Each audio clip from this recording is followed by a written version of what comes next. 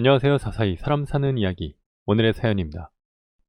안녕하세요. 저는 50대의 여자입니다. 오늘은 저에게 여러 가지 감정을 느끼게 해준 시어머니 이야기를 해보려고 합니다.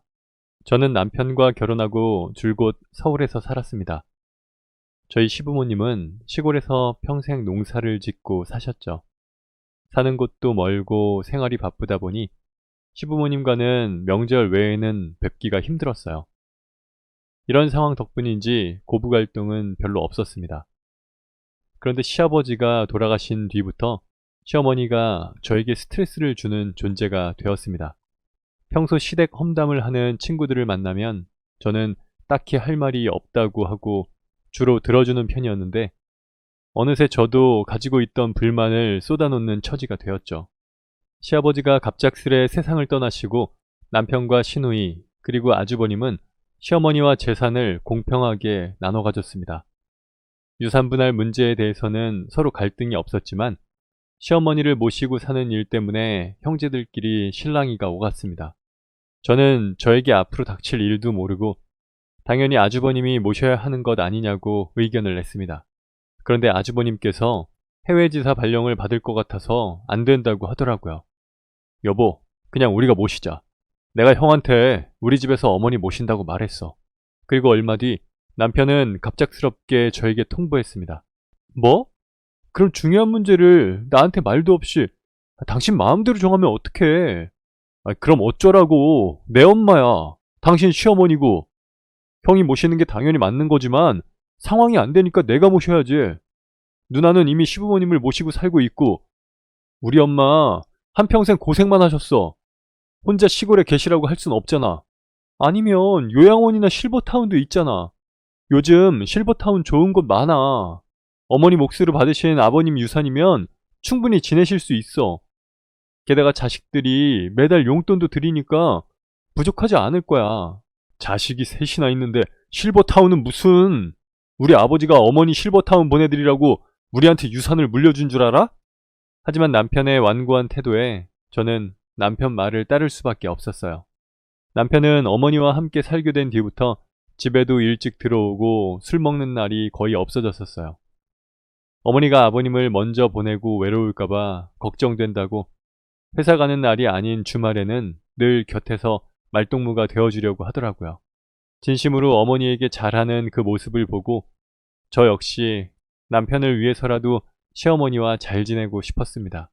주변의 시부모님과 함께 사는 친구들에게 조언을 구하기도 하고 제 친정 어머니에게 며느리가 뭘 해주면 좋으냐고 물어보기까지 했죠. 저는 제 나름대로 노력을 했다고 생각했습니다. 함께 영화관도 가보고 쇼핑도 하고 맛집도 찾아가고 도심 속 공원을 산책하기도 했습니다. 하지만 어머니는 제가 노력하는 부분들에 있어서 그다지 좋아하지 않으시는 것 같았어요. 처음에는 새로 접한 도시의 모습이 낯설어서 그런가 보다 했지만 어머니는 점점 예민해지셨고 별거 아닌 일에도 불같이 화를 내셨습니다. 밤에는 잠이 안 오신다고 새벽에 텔레비전을 보시는 통에 다른 가족들까지 밤잠을 설치기 일쑤였죠. 소리를 좀 줄여달라고 말해도 어머니는 제일 적게 하고 보는 거라고 오히려 저에게 짜증을 내셨습니다. 집안 구석구석 먼지를 찾아다니면서 저에게 집안일을 제대로 하지 않는다고 트집을 잡으셨습니다. 또 식사를 하실 때마다 제가 만든 음식이 맛없다고 함부로 말씀하시고 남편 아침 식사 메뉴부터 아이들 간식까지 정말 사사건건 간섭을 하셨답니다. 너무 힘들어서 남편에게 말을 해보았지만 남편은 어머니가 원래 그런 분이 아니라고 하면서 새로운 환경 때문에 예민해지신 거니 참으라고만 하더라고요. 저는 이런 게 바로 시집살이구나 싶은 생각이 들면서 평생을 이렇게 살아야 하는 건가 앞날이 캄캄했습니다. 그러다 오랜만에 다른 시댁 식구들과 저녁 식사를 하고 난 뒤 남편이 저에게 대뜸 이런 말을 했습니다. 당신 어머니한테 잘하고 있는 거 맞아? 어머니 우리 집에 오신 지 6개월 정도밖에 되지 않으셨는데 벌써 10년이나 더 늙으신 것 같아. 아이들 챙겨주는 거에 반만 해도 저 정도는 안 됐을 것 같아. 처음부터 같이 살고 싶지 않아 한 건 알았지만 서로 합의했잖아. 그리고 내 의견을 존중해준다고 했으면 어머니한테 잘해야 하는 거 아니야? 저는 참 어이가 없었습니다. 전 나름대로 노력을 많이 한다고 했는데 남편이 그걸 몰라주니 화도 나기도 하고 슬퍼지기까지 하더군요. 아, 무슨 말이 그래? 나도 노력하고 있어. 어머니 좋아하시는 음식도 해드리고 밖에 함께 산책도 하려고 하는데 늘 짜증만 내시는데 나보고 어쩌라고.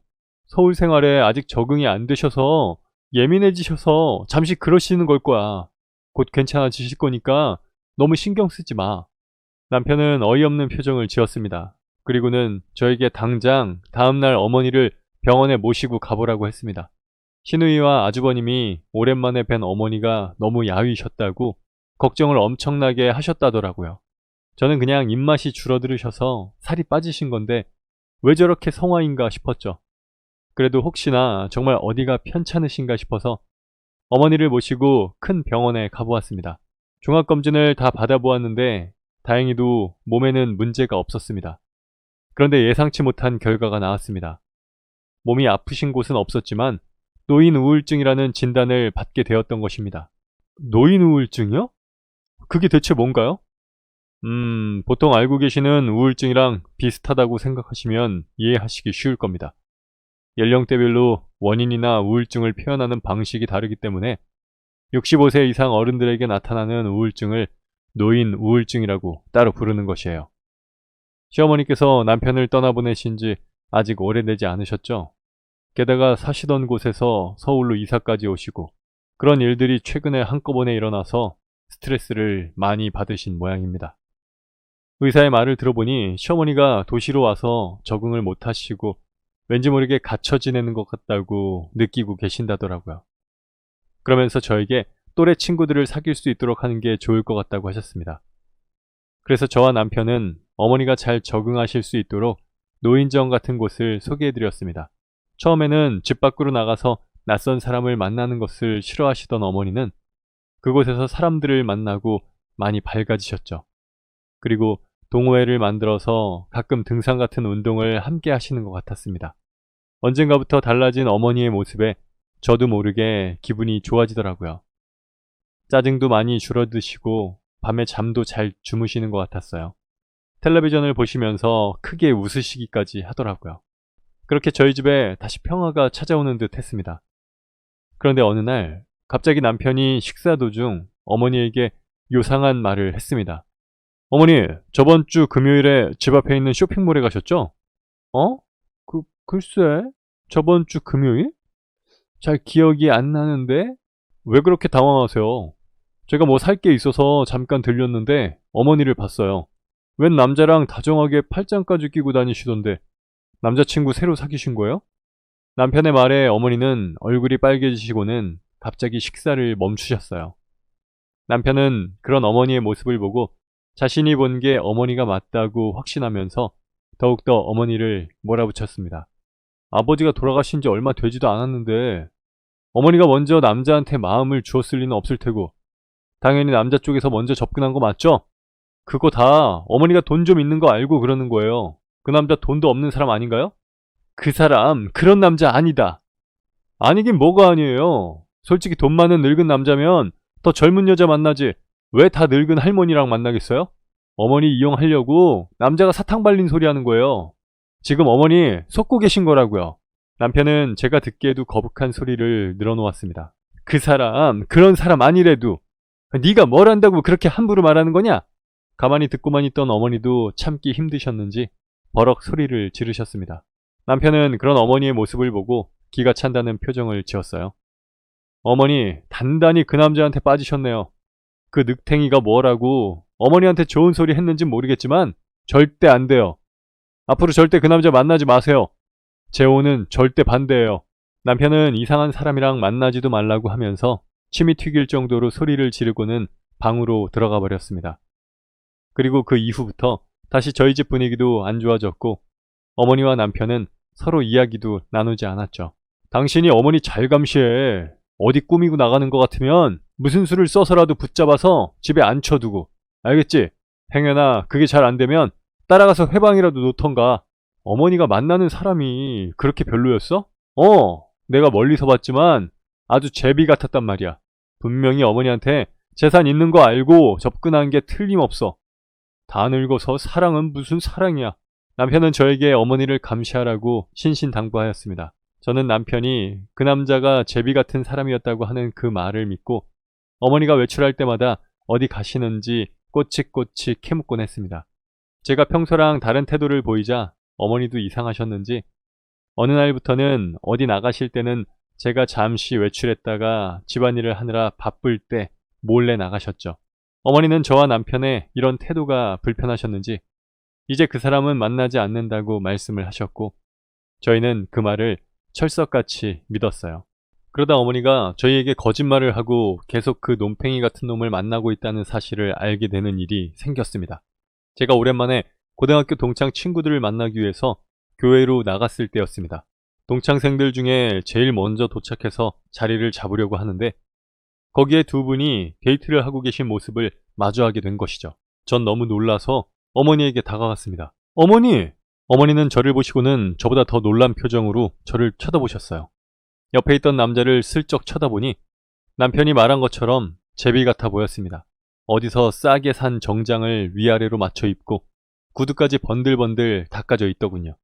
누가 봐도 여자를 등쳐먹을 스타일이었습니다. 남편이 왜 그렇게 어머니를 닥달했는지 알겠더라고요.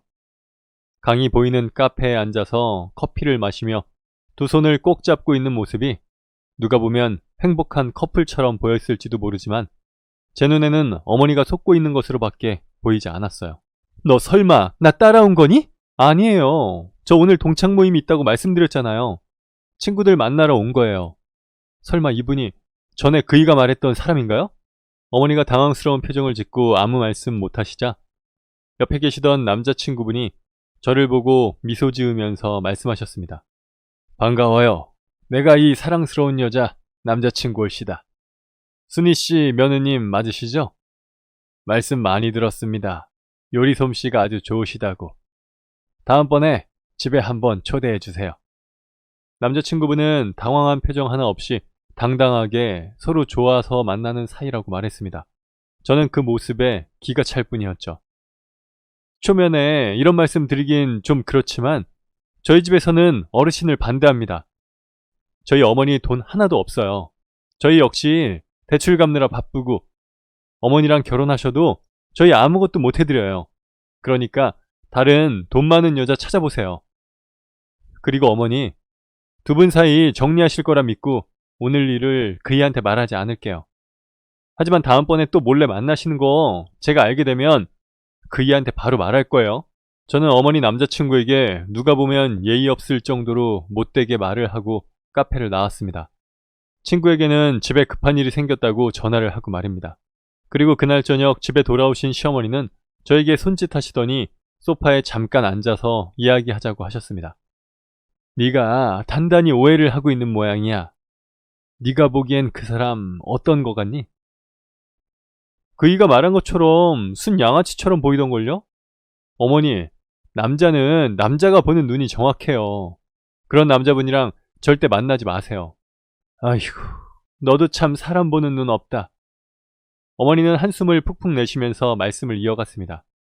알고 보니 어머니와 교제하시던 남자친구분은 누구나 이름을 들으면 아는 대학교의 교수까지 하신 분이셨습니다. 지금은 명예교수로 일을 하고 계신다고 하더라고요. 돈?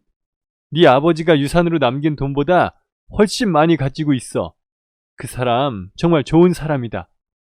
사실 그 사람 내 첫사랑이야. 네 시아버지랑 결혼하기 전에 서로 좋아했던 사이지. 그 사람 집에서 내가 가난한 집 자식이라고 반대를 해서 결혼은 못했지만 말이야. 내가 결혼하고 연락이 끊겼었어. 그런데 노인정에서 등산 갈 때 한 사람이 자기 친구라고 데려왔는데 그 사람이지 뭐냐. 그 사람은 15년 전에 사별했대. 그리고 우리는 지금 좋은 감정을 가지고 잘 만나고 있지. 어머니는 덤덤하게 말씀을 이어가셨어요. 남편 떠나고 서울에 올라와서 왠지 세상에 나만 버려진 느낌이 들더구나. 어디를 나가고 싶어도 혼자서는 갈 수도 없고 속 편하게 말할 사람도 없고 말이지. 그래서 너한테 그렇게 예민하게 굴었던 것 같아. 그런데 그 사람 만나고 마음이 아주 편해졌어. 같이 산책도 다니고 놀러도 다니니 옛 생각도 나고 참 좋아. 너가 어떻게 생각할진 모르겠지만 나는 그 남자와 함께 있으면 너무 행복하구나. 저는 말문이 막혔습니다. 어머니와 남자분이 이렇게 사연이 깊을 줄은 상상조차 못했었거든요. 그이한테 말씀하셨어요? 말했다 마다 한번 자리 같이 가지자고도 했는데 내 말은 도통 믿질 않으니 아무래도 내가 자기 애비 말고 다른 남자를 사랑한다는 것을 받아들이지 못하는 것 같구나. 사실 네 시아버지가 돌아가신 지도 얼마 되지 않아서 내가 가족들 눈치가 보이긴 해. 그래서 헤어졌다고 거짓말도 한 거고. 그이한테 이 이야기는 못 들었어요.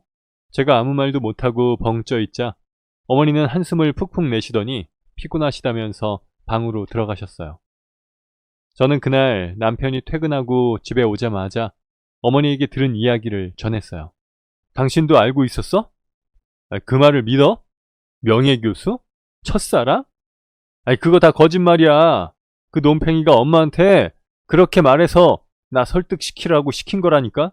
당신도 그 남자 봤다며. 딱 봐도 양아치 같잖아. 절대 엄마 말 믿지 마. 아버지 돌아가신 지 아직 1년도 안 됐는데 어머니가 저렇게 되신 거 보면 그놈 아주 장난 아닌 놈이야. 남편의 단호한 태도에 저는 혼란스러웠어요. 하지만 어머니가 진지하게 저에게 말씀하신 것들이 거짓이라고 느껴지지는 않았습니다. 아무래도 어머니 말씀대로 남편은 시아버지가 돌아가신 지 얼마 되지 않았는데 어머니가 다른 남자를 만난다는 것을 받아들이지 못하는 것 같더라고요. 그날은 한숨도 잠을 못 잤답니다. 어머니의 상황이 이해되고 남편의 태도 역시 그럴 수 있다고 생각되었기 때문이었죠. 몇 날 며칠을 고민하다가 어머니가 외출하실 때 손에 용돈을 쥐어드리면서 한마디 했습니다. 어머니, 이거 데이트할 때 쓰세요. 다음에 같이 쇼핑하러 가요. 이제 곧 계절도 바뀌는데 예쁜 옷 사드릴게요. 어머니는 제 말을 듣고는 연신 고맙다고 말씀하셨어요. 그이는 아직 자기 아버지의 자리를 다른 사람이 대신하는 이 상황을 받아들이지 못할 것 같아요. 당분간은 가족들에게 비밀로 해요. 하지만 저는 여자로서 어머니가 행복해 하시는 모습이 보기 좋아요. 저는 오히려 어머니를 격려했습니다. 그 뒤로 두 분은 남편 몰래 잘 만나셨어요. 그렇게 몇 개월이 흘렀을 때 제가 경악할 만한 일이 터지고 말았습니다. 새벽에 싸우는 소리가 나서 잠이 깨보니 어머니와 남편이 방에서 서로에게 소리를 지르면서 싸우고 계셨어요. 어머니가 남자친구분과 방에서 몰래 전화통화를 하고 계셨는데 잠에서 깬 남편이 물을 마시러 부엌에 갔다가 듣게 된 것입니다. 어머니, 어떻게 자식한테까지 거짓말을 하고 남자를 만날 수가 있어요? 네? 너희가 자꾸만 반대하고 나를 감시하니 어쩔 도리가 없더구나. 그런데 이제 알았으니 거짓말 하지 않으마.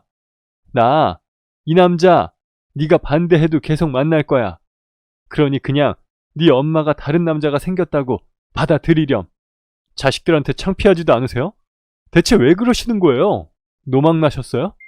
다른 사람들이 손가락질해요. 저희 입장도 생각해 주셔야죠. 하지만 남편은 어머니에게 도가 지나칠 정도의 말을 했습니다. 가만히 듣고 있던 제 입에서 한 소리 나올 정도로 말이죠. 여보, 어머니가 시아버지가 계시는데 다른 남자를 만나는 것도 아니고 대체 뭐가 문제가 된다는 거야? 솔직히 어머니가 그분 때문에 노인 우울증도 좋아지셨고 행복해 하시잖아. 그럼 된 거 아니야? 당신 엄마가 좋으시다잖아. 그래, 받아들이기 힘들 수도 있지. 당신 입장도 충분히 이해가 가지만 어린애도 아니고 그 정도만 해. 뭐야? 당신 두 사람이 계속 만나는 거 알고 있었지? 어? 미쳤어? 내가 엄마가 남자 못 만나게 잘 감시하라고 했잖아. 그러다 두 사람 결혼이라도 하면 어쩌려고? 결혼하면 왜? 사랑하는 사람이랑 한 집에서 살고 좋지. 우리랑 같이 살까봐 그러는 거야? 당신이 그게 무슨 상관이야? 어차피 밥하고 빨래하고 모시는 건 난데. 난 괜찮아. 새 시아버지 생겨도 상관없다고. 그 말이 아니잖아. 그럼 엄마 유산을 그 남자가 상속받을 거 아니야. 이 멍청아, 엄마 돌아가시면 엄마가 가지고 있는 돈 내가 물려받기로 하고 엄마 모시기로 다 합의했다고 말했었잖아. 그 돈 빼앗기면 남 좋은 일만 시키는 꼴인데. 알고 보니 남편은 자기가 받을 돈을 빼앗길까봐 자기 엄마의 행복을 반대한 것이었습니다. 제가 어머니를 모시고 살고 싶어 하지 않을 때 자기 엄마 고생하는 게 싫다, 외로워하실까봐 걱정이다, 별별 소리를 다 하더니 다 거짓말이었던 거죠. 어머니 앞으로 물려주신 돈이 그저 재혼이라도 하시면 그분한테 넘어갈까 걱정하는 게 그게 자식이냐? 어머니도 여자고 그분 때문에 많은 위로가 되고 당신이 어머니 마음을 이해하기는 하냐? 정신 차려. 애들이 당신 하는 집 보고 배워서 우리한테 그대로 한다고. 시어머니는 저희 둘이 싸우는 모습을 가만히 지켜보시다가 조용히 방으로 들어가셨습니다. 그리고 얼마 뒤 어머니는 혼자 살겠노라고 선언하셨죠. 남편은 그 남자랑 살림 차릴 것이냐고 고래고래 소리를 질러대면서 안 된다고 화를 냈습니다. 시어머니는 그냥 조용히 혼자 살고 싶다고 말씀하시고는 정말로 집을 나가셨습니다. 지금은 어머니가 분가하신 지 1년 정도 되셨는데 얼마 전 그 남자분과 살림을 합치고 함께 살고 계세요. 혼인신고는 하지 않은 상태로 말입니다. 잘 지내시는지 궁금해 가끔 전화통화를 하거나 만나 뵈면 정말 행복하신 것 같았어요. 그리고 명절에 가족들끼리 모여있을 때 시어머니는 선언하셨습니다. 함께 살고는 있지만 혼인신고는 안 할 거다. 하지만 나는 죽기 전까지 하고 싶은 거 다 하고 먹고 싶은 거 다 먹고 할 거야. 내가 가지고 있는 돈 다 쓰고 갈 거다. 미안하지만 너한테 물려줄 돈은 없어. 애당초 내가 죽으면 돈 받을 수 있을 거라는 기대는 하지 마. 라고 가족들에게 선언했습니다. 남편은 어머니가 집을 나가신 뒤로 아직도 어머니와 대면대면 하면서 지내고 있어요. 하지만 저는 어머니의 인생을 응원합니다. 여자는 아무리 나이가 들어도 사랑받고 싶은 소녀와 같다는 말이 있죠. 한평생 농사 지으시면서 자식들과 남편 뒷바라지만 하셨던 시어머니. 이제는 고생 그만하시고 사랑받으시면서 행복하시길 진심으로 바랍니다. 제 이야기는 여기까지입니다. 감사합니다. 네, 오늘 사연은 여기까지입니다. 사람 사는 이야기 채널 구독과 좋아요, 알람 설정 부탁드립니다. 감사합니다.